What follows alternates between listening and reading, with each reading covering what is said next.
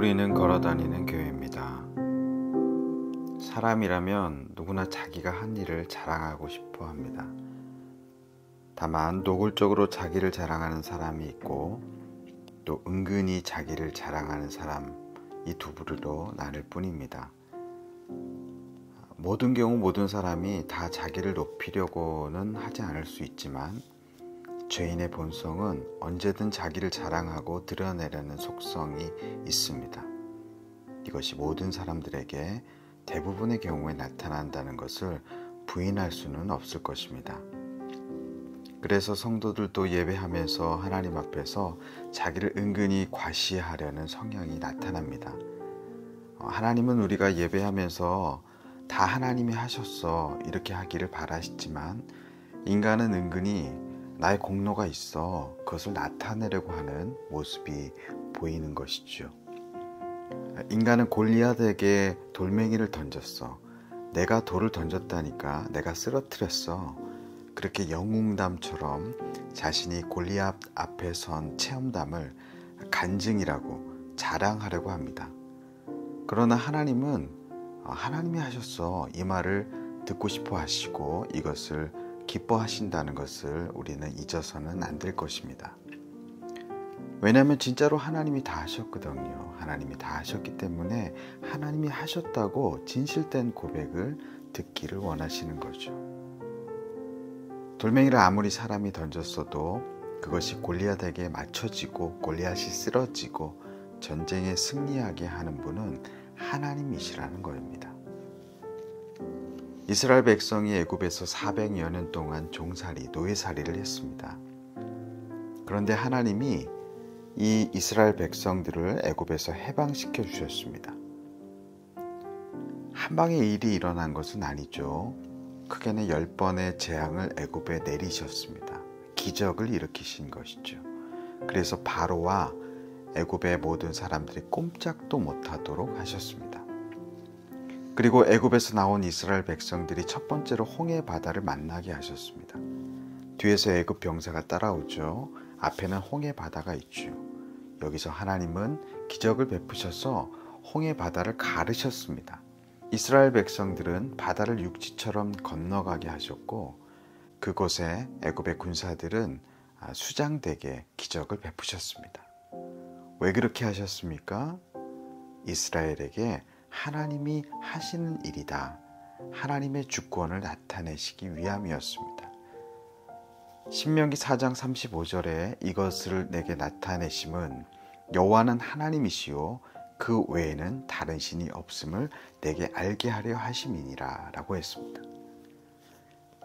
하나님이 일하실 때는 목적이 있습니다. 이 일을 통해서 우리에게 무엇을 말씀하고 싶다. 내게 무엇을 말씀하고 싶다. 이것이 있는 것이죠.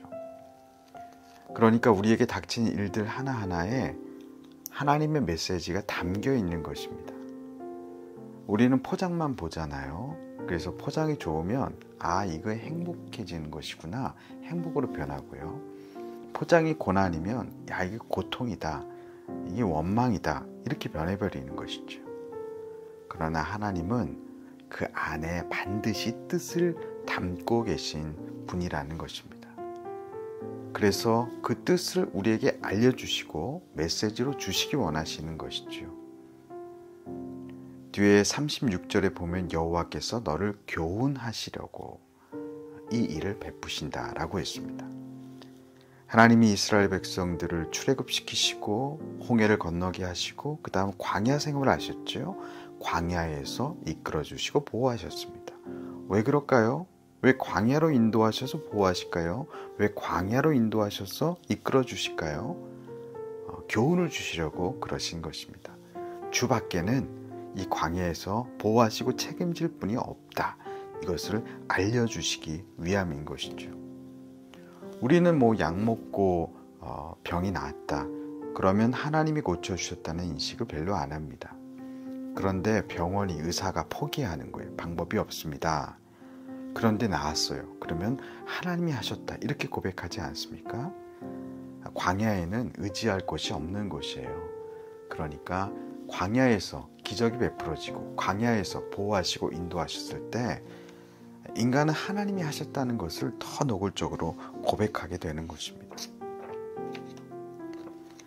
신명기 4장 39절에 그런즉 너는 오늘 위로 하늘에나 아래로 땅에 오직 여호와는 하나님이시요 다른 신이 없는 줄을 알아 명심하고 라고 했습니다.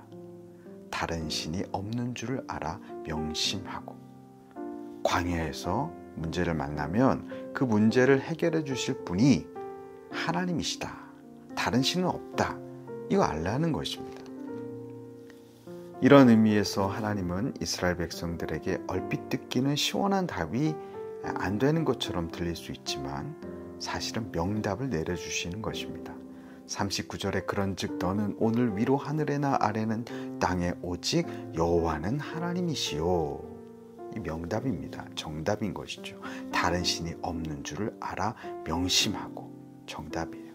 오늘 내가 내게 명령하는 여호와의 규례와 명령을 지키라. 너와 내 후손이 복을 받아 내 하나님 여호와께서 내게 주시는 땅에서 한없이 오래 살리라. 규례를 지키라는 거예요. 율법을 지키라는 것입니다. 그러면 복을 받게 되고 하나님의 약속대로 주시는 땅에서 오래 살게 될 것이다. 율법을 지키라는 거예요. 이 시원한 답입니다.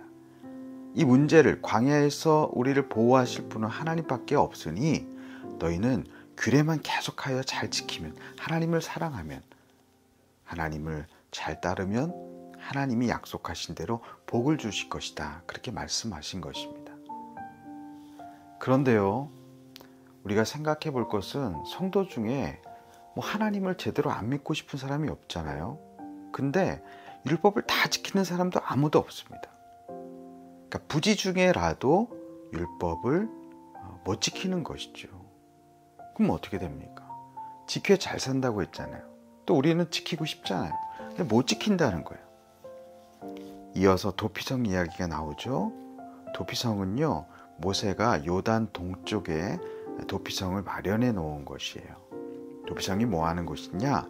살인한 사람이 부지중에 사람을 죽이고 이게 피를 흘리는 가족 간의 개인 간의 보복을 일으키지 않습니까? 그러니까 얼른 도피성으로 피하게 되면 그곳에는 끝까지 이 보복하러 들어갈 수 없다. 죄인을 보호해 주는 것이 도피성인 것이죠. 죄인을 살리는 것이 도피성인 것입니다. 율법을 지키려 하지만 율법을 다 못 지키는 성도의 삶, 이게 우리의 모습이죠.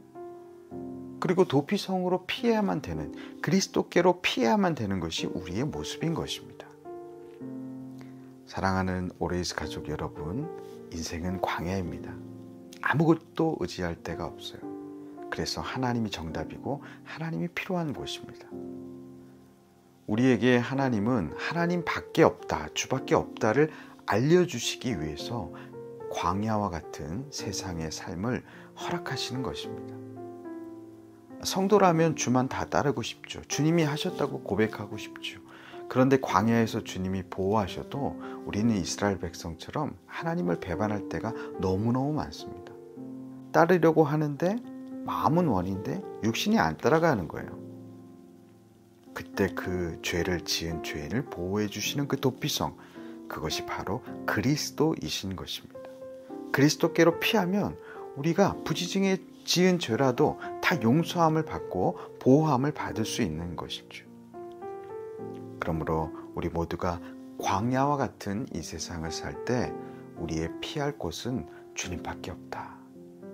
그리고 주님만이 우리의 정답이시다.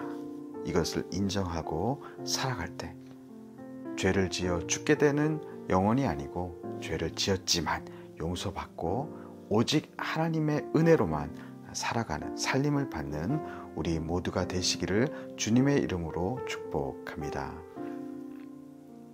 하나님, 나를 아시고 나를 죄 가운데서도 보호하시는 하나님, 우리가 도피성이 되신 그리스도께 안기기를 원합니다.